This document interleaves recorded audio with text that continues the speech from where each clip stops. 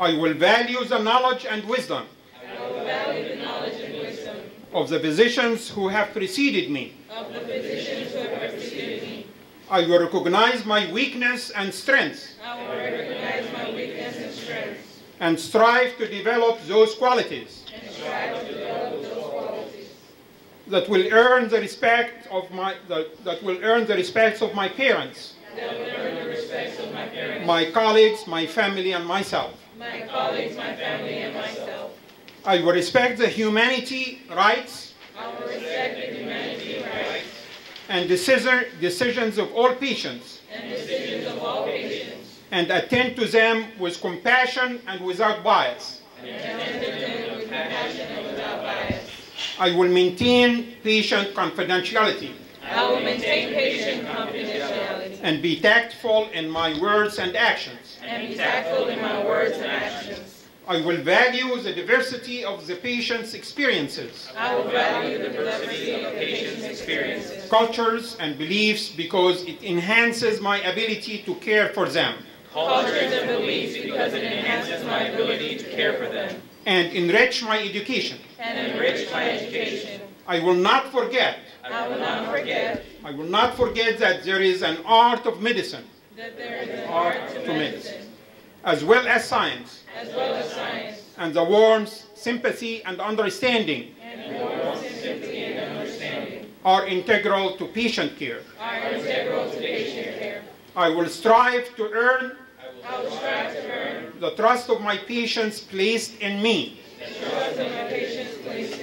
and the respect that the society places upon my profession. I will recognize the privileges afforded to me as a physician in training, and promise not to abuse them. Even as a student, I have a responsibility to improve my standard of health in my community, to increase access to care to the underserved, and to advance medical knowledge. As I accept these new responsibilities, I will not forget the importance of my own health and well-being. I will continue to value my relations with those who have supported me in the past, and those who will share my future. Knowing my own limitations and those of medicine, I commit myself to a lifelong journey of learning how to cure, relieve, and comfort with humility and compassion. I make these promises solemnly, freely, and upon my honor. Thank you. Good evening, faculty, admin, my colleagues from the protective services, my colleagues from Region 5 Primary Healthcare, my 6-year-old daughter who wants to become a medical doctor, and my junior colleagues and my junior colleagues. I congratulate you on your formal admission into the medical profession. Now, when you don the white coat, it signifies a conversion from being a lay person, to somebody who cares for people. But you have to know your limitations, that you are just medical students. There's this crap I hear about student doctors. There's even something about Student Doctors Association. I will tell you, Student Doctors Association smells of nonsensical arrogance. And as far as I'm concerned, I'm involved with IAU. Anybody from IAU that I hear calls himself or herself a student doctor will have to leave IAU immediately because you do not know what you're all about. Now, you have the white coat, you have your stethoscope. Big ceremony. But then you have responsibilities and obligations outlined in the Hippocratic Oath. I pity you, junior colleagues, because we used to swear into that thing after we graduated from medical school. But right now, you have to behave like me right from day one in the medical school. And I'm going to monitor you well. Like I said, you have to know your limitations, you medical students. Now, the road to becoming a fully fledged doctor is not easy, but it may not be all that rough if you are consistent. Forget about Indian food, Pakistani food, Nigerian food. Chichi, you hear that? And Ayo, I'm watching you. And Chinedu. English food, Bangladesh food, all kind of crap they eat in countries. The school is situated away from distractions so that you can study because you do not have any time at all. What we used to spend 2.5 years for in the medical school in those days, you have to spend 16 months. Okay? So you have to be consistent. It's not all that difficult if you are consistent, I can assure you of that. Now, you're going to start seeing patients pretty soon. I will advise you, you have to respect yourselves. If you cannot afford to pay any bill at all, pay your water and electricity bill. Because you have to make sure you launder your clothes very well and you have to iron them. You have to appear in my clinics as doctors, not like just people on the streets. If you don't dress very well, I'm going to kick you out of my clinic. And I have to say big up to my 3 partners there. They appeared here earlier on crappy. They chose to go and change, right? Yeah, I hope you changed. But I'm coming after you now. You must be well dressed in my clinic. You have to respect yourself. Apart from your appearance, you have to know how to look after yourself. You come to my clinic, you might say this is a US school. I don't want to hear that. This is a US school on St. Lucian soil. We have our laws in St. Lucia, and we have our laws in our health institutions. You have to abide by the rules and regulations. Right?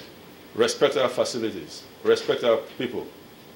If you do that and you respect the school authorities, I can assure you, you may not go wrong on this unless you decide to screw up.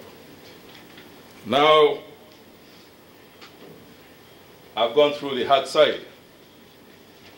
I can assure you, as a medical student at the University of Lagos, I did a lot of sports, but I knew when to play sports. You have to know how to relax. If you are consistent, then you don't have your work piling up for you. But at the same time, you have to know how to relax. Whatever method makes you to relax, please relax. But you guys, don't go and make bomb at all. Sibi, you have to explain what they call bomb to them. Don't go and make bomb. You ladies, don't go and just go all over the whole place. I'm happy we started the day with prayers, and I pray to God that God shall continue to guard and guide you. Thank you, and welcome to the medical profession. Next, I would like to introduce Sajid. He is from the Dallas Admissions Office, and he would like to say a few words. Good evening, everybody. Thank you very much for coming out tonight to attend the 13th White Coat ceremony of IAU College of Medicine. I hope you guys are slowly but definitely getting used to the new environment. The first week on the island is often the toughest time.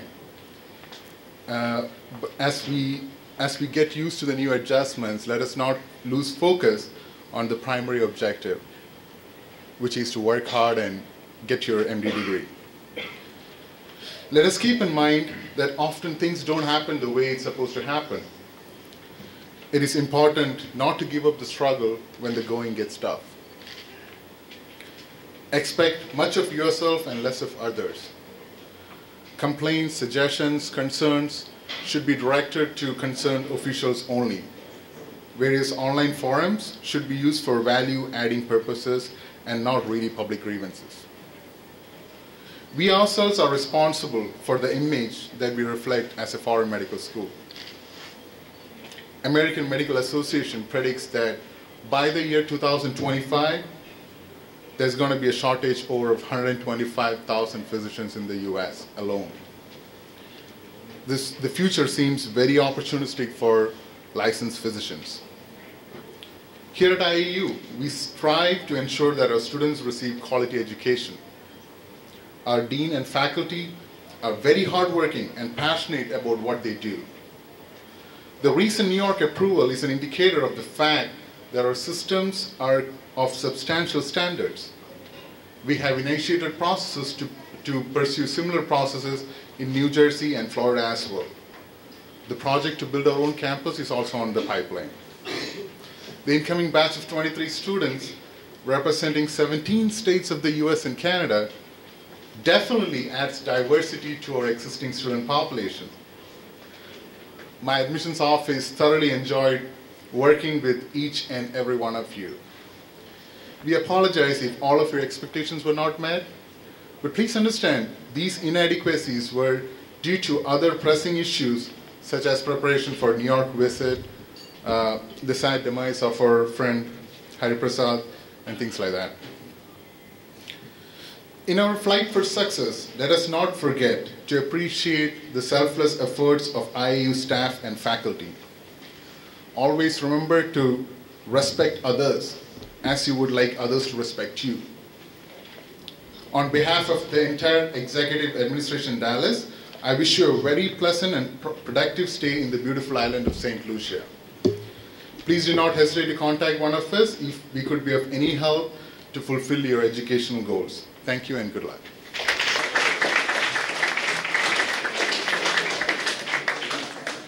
Anyway, y'all look good. You can relax. You can relax. You're going to be here for a while. It's going to take a lot of work. But know that it's well worth every last bit of effort on your part. And now we would like first semester representative Austin White to come up and say a few words. Members of the faculty, students of IAU, good evening. Before I address my class, I think I need to make basically two apologies. I'm afraid that I only recognize two St. Lucian names, Desmond Collymore and Ignatius Cadet. Second, I wish to apologize to the St. Lucian people for the volcanic ash that we frequently send to visit you from Montserrat.